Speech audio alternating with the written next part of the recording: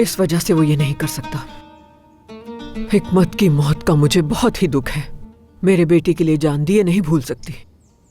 उसने करीम के हवाले किया था तुम लोगों को, मगर मैं शुरू से ही इस बात पे राजी नहीं थी कि तुम लोग यहाँ काम करो, क्योंकि वो ये चाहता था कि करीम तुम लोगों की हिफाजत करे। तुम लोग यहाँ काम करो ये नहीं चाहता था।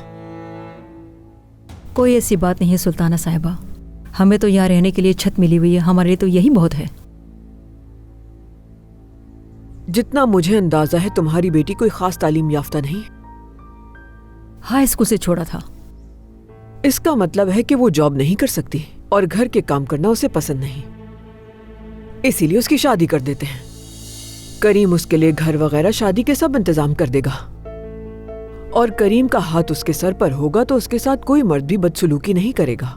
करीम को भी ये मेरी बात मुनासिब लगती है।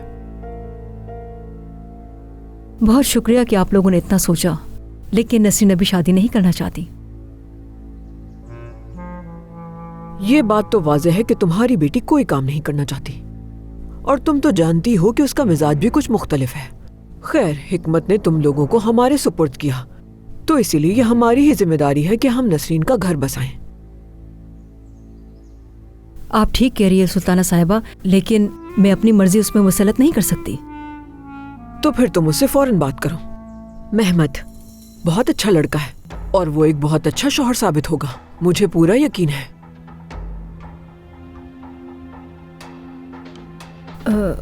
सुल्ताना साहिबा, आप इस बारे में बात मत कीजिएगा। नसीन ऐसा कुछ नहीं चाहती अभी, और तो और मैं भी उसे ये शादी नहीं करने दूंगी। मैं नहीं चाहती कि उसकी शादी महमद से हो, क्योंकि मैं नहीं चाहती कि वो भी बिल्कुल मेरी तरह ही जिंदगी गुजारे। ठीक है, अगर तुम ये कहती हो तो हम कोई और रास्ता ढूंढ लेंगे। मैं करीम से बात करती हूँ, वो तुम्हारे लिए घर किराए पे ले लेगा, तुम लोग वहां शिफ्ट हो जाना।